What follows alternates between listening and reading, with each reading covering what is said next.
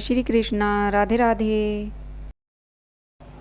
इंसान की ज़िंदगी में सबसे मूल्यवान वस्तु क्या है? राजा नरेंद्र प्रताप सिंह हर वर्ष अपने राज्य में एक प्रतियोगिता का आयोजन करवाया करते थे। उस प्रतियोगिता में हजारों की संख्या में प्रतियोगी भाग लिया करते थे और जो उस प्रतियोगिता में विजयी बनता था उसे पुरस्कार से सम्मानित किया जाता था। एक दिन राजा ने सोचा कि प्रजा की सेवा को बढ़ाने के लिए उसे एक राजपुरुष की आवश्यकता है और वह राजपुरुष ऐसा होना चाहिए जो बुद्धिमान भी हो और अपनी योग्यता के आधार पर समाज के कल्याण में अपना पूर्ण योगदान दे सके। बस इसीलिए उन्होंने राजपुरुष की नियुक्ति के लिए एक प्रतियोगिता का आयोजन करने का निर्णय ले लिया। इस प्रतियोगिता में भाग लेने के लिए लाखों की संख्या में दूर दूर से प्रतियोगी आए। राजा ने इस प्रतियोगिता को आयोजित करने के लिए एक बहुत बड़ा उद्यान बनवाया था जिसमें राज दरबार की सभी मूल्यवान वस्तुएं उपलब्ध थी। लेकिन इन मूल्यवान वस्तुओं में से किसी पर भी उनका मूल्य अंकित नहीं करवाया गया था। राजा ने इस प्रतियोगिता को आरंभ होने से पहले एक घोषणा करवाई जिसके अनुसार जो भी व्यक्ति इस उद्यान से सबसे मूल्यवान वस्तु लेकर राजा के समक्ष उपस्थित होगा उसे ही राजपुरुष के पद के लिए स्वीकार कर लिया जाएगा। इस घोषणा के बाद प्रतियोगिता आरंभ हो गई।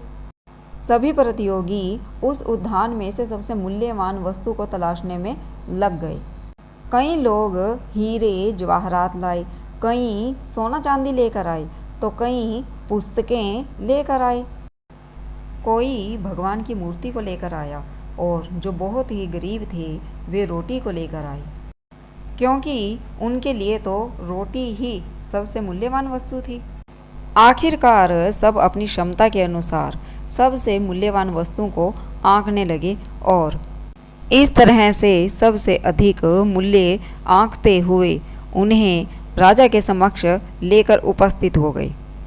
लेकिन तभी एक नौजवान राजा के समक्ष बिल्कुल खाली हाथ उपस्थित हो गया। राजा ने सभी व्यक्तियों से उनके मूल्य आंकने का कारण पूछा और उस नौजवान से भी मूल्य आंकने का कारण पूछा कि हे नौजवान, तुम्हें इतने बड़े उद्यान में ऐसी कोई वस्तु नहीं मिली कि जो बेशकीमती हो? क्या तुम्हें इस उद्यान में से कोई भी मूल्यवान वस्तु नजर नहीं आई? हे राजन, मैं खाली हाथ कहाँ आया हूँ, मैं तो इस उद्यान में से सबसे मूल्यवान वस्तु लेकर आया हूँ, नौजवान ने उत्तर दिया।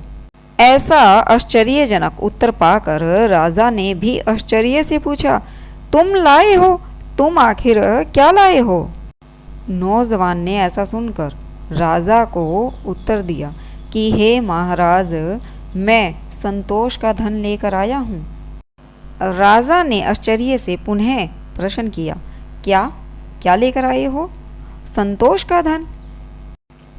क्या संतोष का धन इनके द्वारा लाई गई सभी मूल्यवान वस्तुओं के मूल्य से अधिक मूल्यवान है? ऐसा सुनकर नौजवान ने कहा, जी हाँ महाराज, इस उद्यान में मैं मानता हूँ अनेकों मूल्यवान वस्तुएं हैं, लेकिन ये सभी वस्तुएं हर इंसान को एक क्षण भर का सुख प्रदान कर सकती हैं सिर्फ। जबकि इन सब वस्तुओं को पा लेने के बाद मनुष्य की तीव्रता और ज़्यादा हो जाती है, लालसा और ज़्यादा बढ़ जाती है और उसे जितना मिला है वो उससे ज़्यादा पाने की इच्छा करने लगता है। इसीलिए मनुष्य कुछ और ज़्यादा पाने की इच्छा अपने मन में उत्पन्न कर लेता है। इन सब मूल्यवान वस्तुओं को पा लेने के बाद मनुष्य को खुशी तो प्राप्त होगी, लेकिन वह खुशी क्षण भर की होगी। आखिरकार मनुष्य को खुशी तो होगी, लेकिन वह खुशी क्षण भर के लिए ही होगी।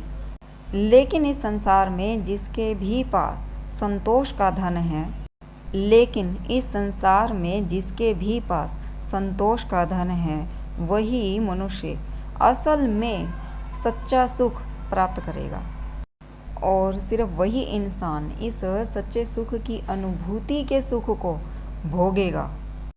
इस संसार में सिर्फ एक संतोषी व्यक्ति ही अपनी सभी भौतिक इच्छाओं पर नियंत्रण कर सकेगा।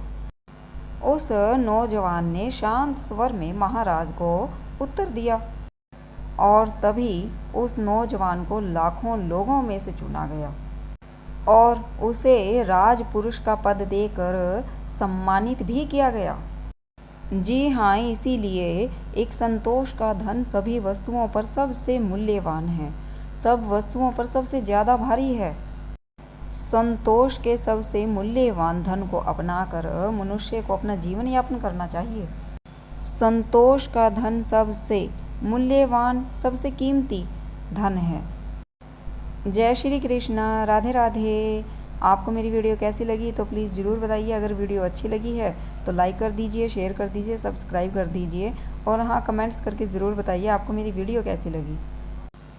और अगर आप मेरे चैनल पर नए हैं तो चैनल को प्लीज़ सब्सक्राइब कर लीजिए ताकि मेरी आने वाली वीडियो की नोटिफिकेशन आप तक पहुंच सके। जय श्री कृष्णा, राधे राधे।